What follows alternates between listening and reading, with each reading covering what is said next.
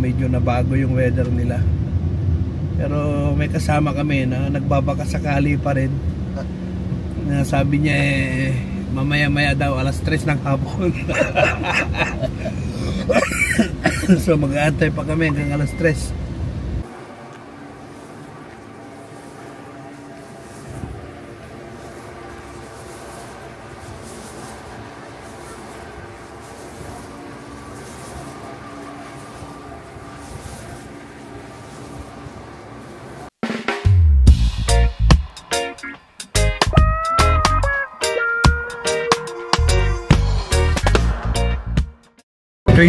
Ngayon ano?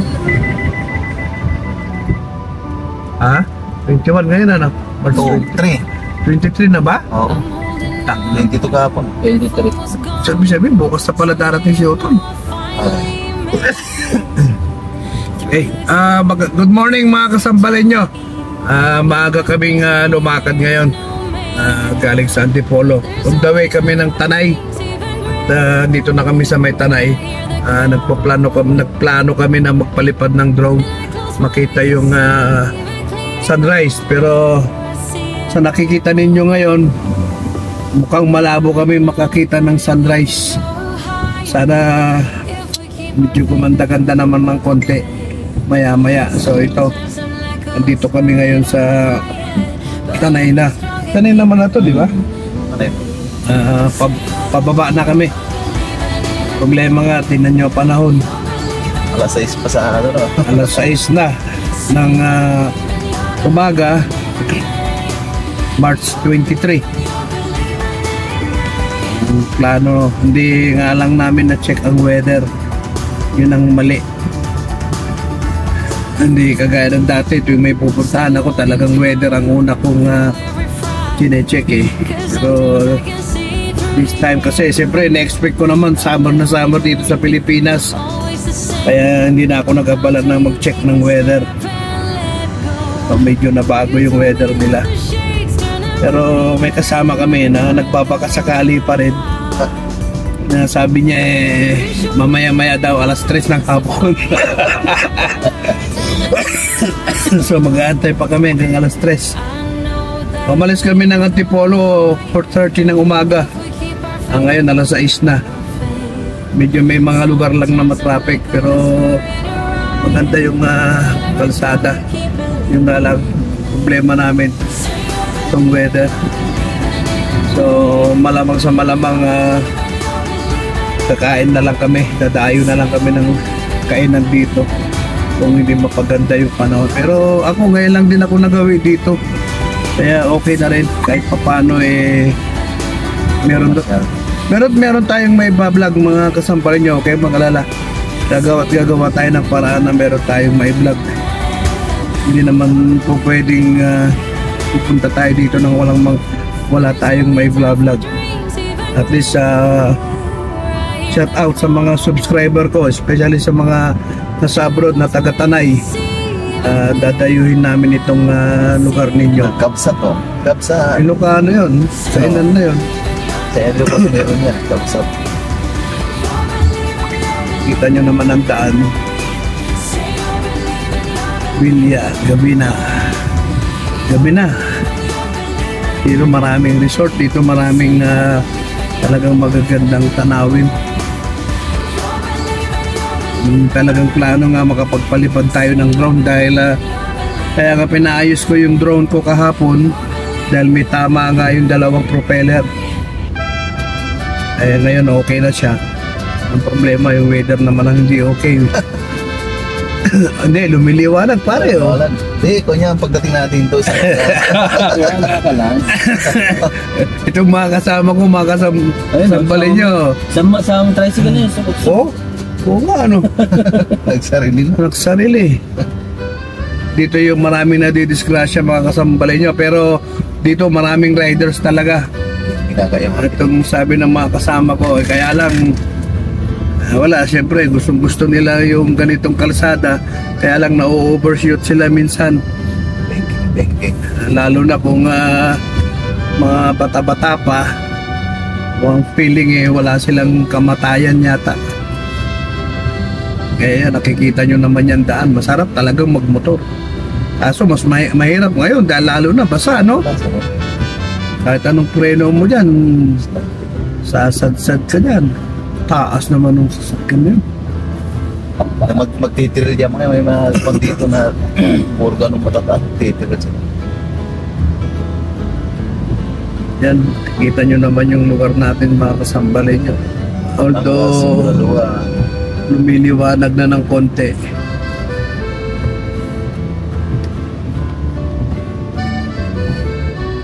Okay, ituloy ko na lang ulit mamaya mga kasambalay nyo. At tingnan natin, medyo may pag-asa pa rin konti. Tingnan natin, okay? Maya ulit mga kasambalay nyo. Kapiraso na lang yun. Sa piraso na lang yun. Kasi mayroon pa eh. Sinimento nila yun, no? Kaya nga eh. Pero kung may nakatira pa dito, di parang ang tahi-tahimik dito lalo sa gabi, ano? Nadipliban na nga, dito na nga.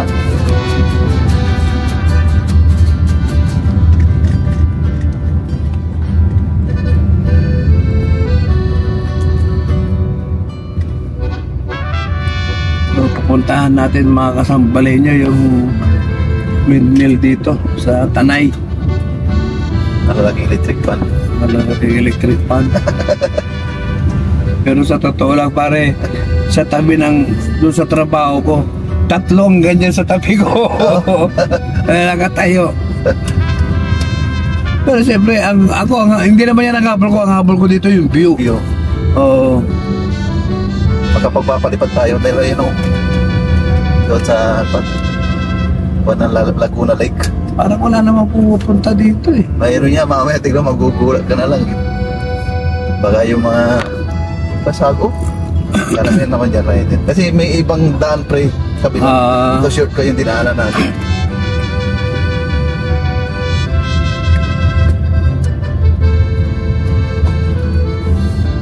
Bili ka Bagong karwas pala man ito ni Pe. Sabi niya, ay. Dating mamaya. Kaya talaga. Ha? Talaga nakakahiya. Pagkaruwas natin. Ito yun. Tapos dadaan ka pa dyan. Pero kapiranggo na lang ito eh. Umulan pa. Kala ko tapos na. Taon na lumipas eh. Malalim.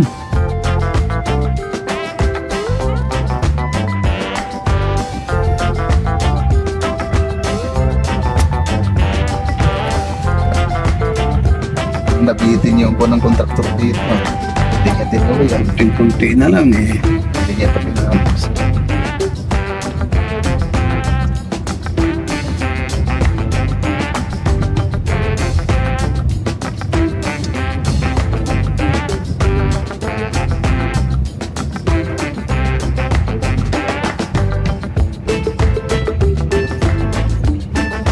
Bakit may mga no trespassing na nakalagay? Private property yan. Yung mga siyempre may mga dito mga land grabber ba? Pinapasok ng mga land grabber. Siyempre lagi na trespassing kasi minsan dito mga Pinoy kasi alam mo na mahilig din sa Bukas makalawa dito. Yun po. Akala ko na simento na to. Hindi ko pala rin. Kasi ano ka may sinisimento rito nung dumantam eh. Grabe. Hindi na tayo babalik dito. Malambot pa naman. Kaya naman sana tayong... simentado na itong kabila yun. Ito lang. Yun pala eh. Ba't hindi Kaya hindi pa tinanong. pinagdugtong? So mga pag-iikot tayo, malayo-layo naman kasi pag-iikotan.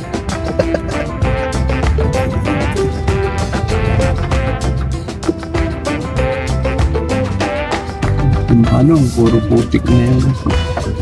Buta niya.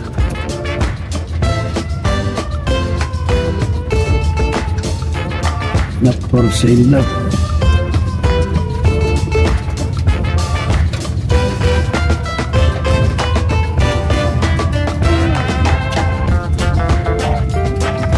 Mas makalawa talaga dito, puro bahay na ito. Subdivision kasi yung mga target nila rito. May mga yan, gawin mo subdivision, kaya yan. Yung laban mo dito, yung view eh. Magkano yung per square feet yan. Palang araw itong mga ganyan-ganyan yan, kabilaan ng bahay na yan. Division yan. Eh, lalo na ngayon dito sa Rizal, dinadayo na rito ng mga tourist spot na to, pre. Oh, kasi masyado na congested yung city. So ang tao lumalabas na eh.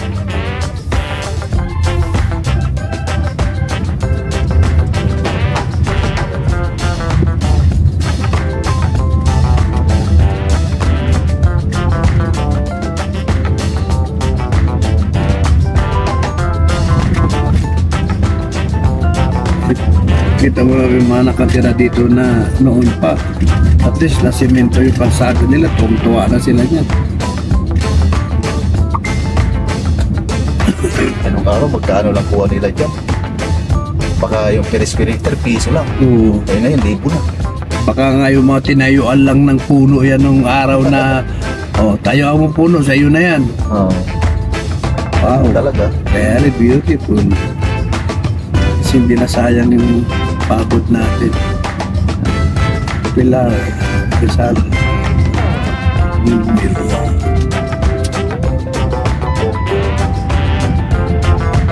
kasi yung windmill talagang sa pinakamataas sila yung pumupwesto hanggat maaari eh.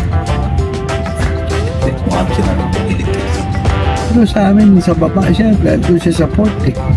Oh, dagat eh. Dagat yung magpapaano na ilisin nun, kaya sa Ilocos, di ba, puro sa tabi ng dagat. Doon naman sa amin, dumami inchik. Solar naman, kumbang, dami kabundugan, ginagawa nila solar. Okay lang dito sa Pilipinas ang solar kasi nga, yung maaraw eh.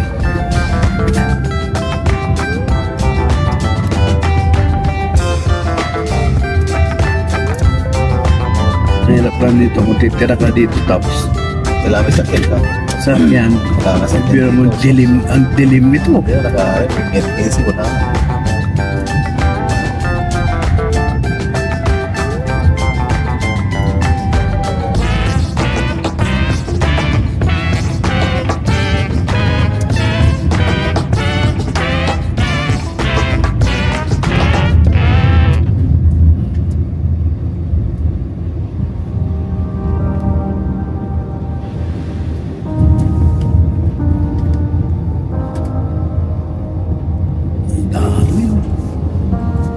Swerte yung mga naka-pwesto dito na bahay. Mga to, ayan, pera na. Oo. Ganun-ganun na sila sa susunod. Pera yan. Ay, magbinta ka ng luti maliit lang dyan. Pit ko 100 square meter lang. Pera na. Ayaw mong i-develop na lupa lang mo i-develop. Yan, kanya-kanya pagawa ng bahay. Pwede, bus yan.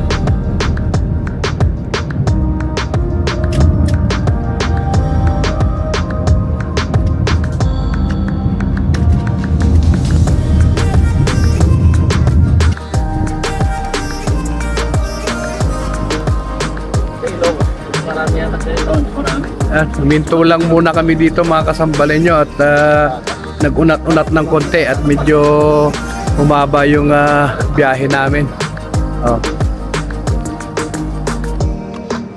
Ayan. Kaya pala malamig dito eh. Ha? Oo nga eh. Nakuha sa dasal, kalikot ang puta. Mukhang wala yata ginawa sa likod kundi magdasal eh. Oh.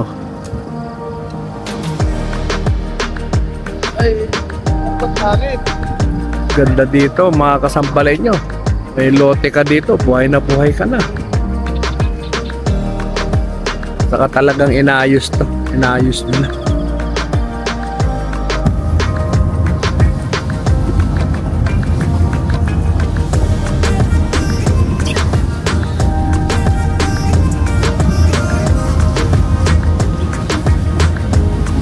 Ka nang mag-cellphone pag taga rito ka, puta, walang kwenta. Kaya mag-akay ka sa puno ng puwan bago mo magkasignal. Hanap ka talaga ng signal.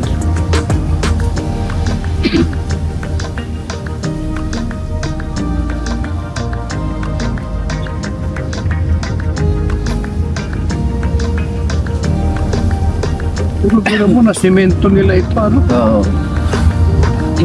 Oh, at least may ilaw dito, may solar pa oh. May ilaw nila. Unti-unti niya. Dati lang ba yun? Lugat na. Naris.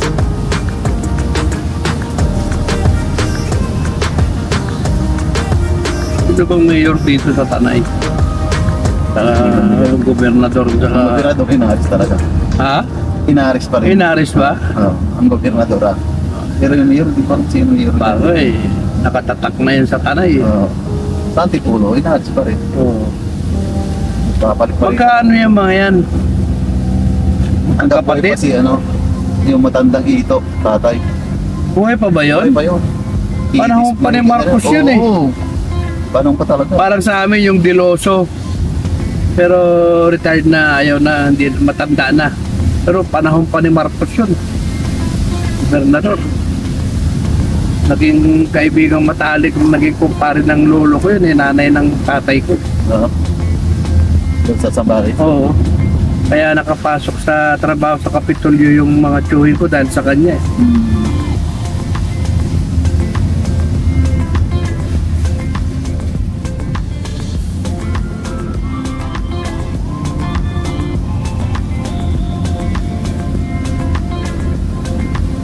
Ngayon, ang nagkukuha sa amin ngayon si Dani, yung dating general.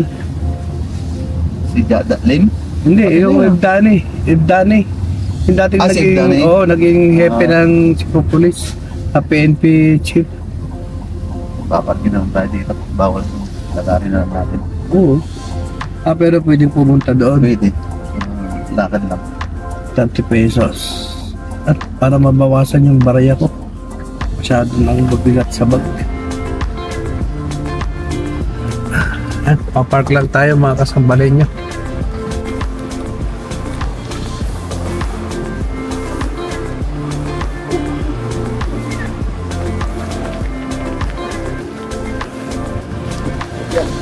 Ilang kilo kaya yung sa gilid yan? Pero mas malalaki ito kaysa yung sa amin.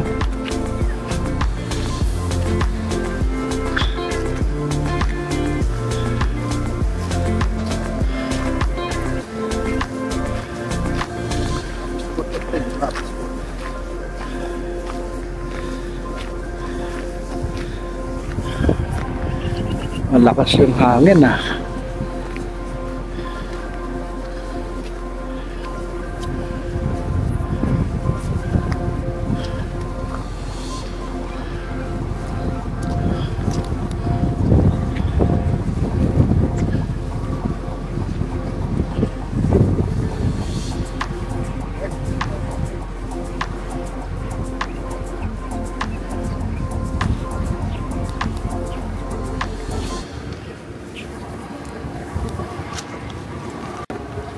So pwede maghanap na lang tayo ng ibang lugar.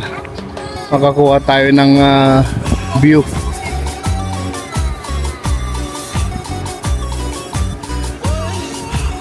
Wala tayo magawa. Ganito na lang tayo. Kukuha na lang tayo ng view ng camera.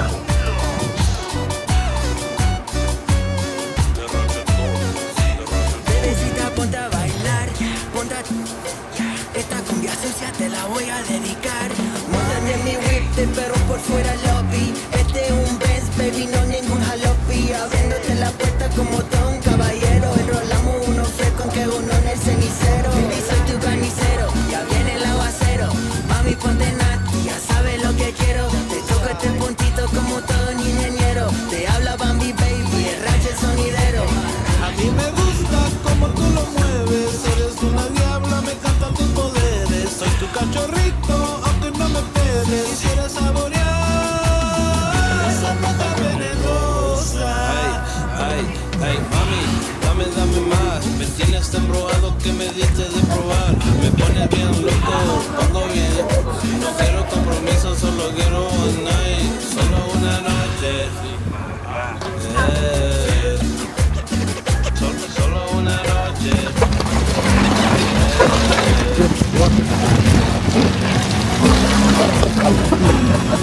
Bale, wala na ako pang mapanulog dito pare. Ganda ng kotse mo! Tensya na! Pakilagay mo sa trip kasi masyado kaya. O, dapat ilipat mo sa lubang talaga. O. Tama prinsip lagi yung isakyan. O, siyempre. Bago natin ipalinis.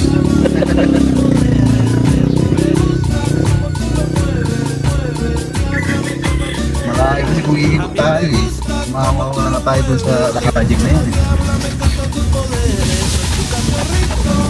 Sabi siya nga, kalsada matino na, sisirain pa eh.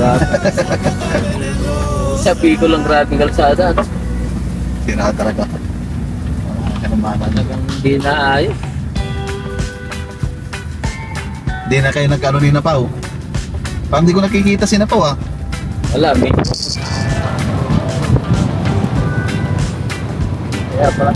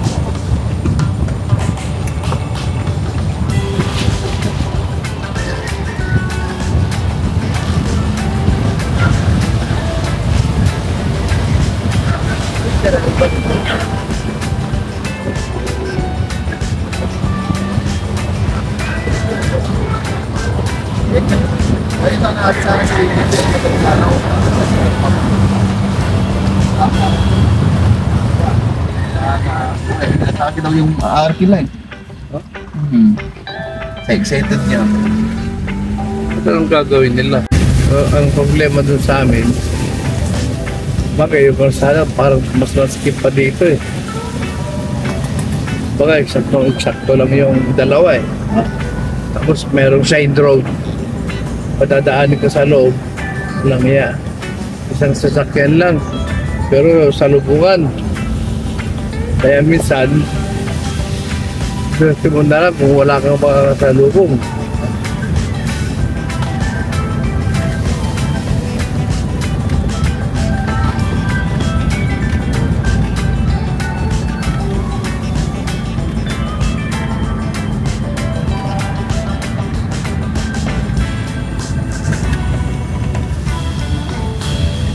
Kaya yung pinuntahan namin minsan eh, yung padala ko. Pumasok kami sa maskip. Sabi ko kay Mrs. punta na pag may kasalubong to, siya ang umatras. Eh mabuti na lang may kasunod akong 2 kotse. Yung kasalubong namin mag-isa lang. Hindi siya ang nag-umatras. Wala nga naman kami, 3 kami.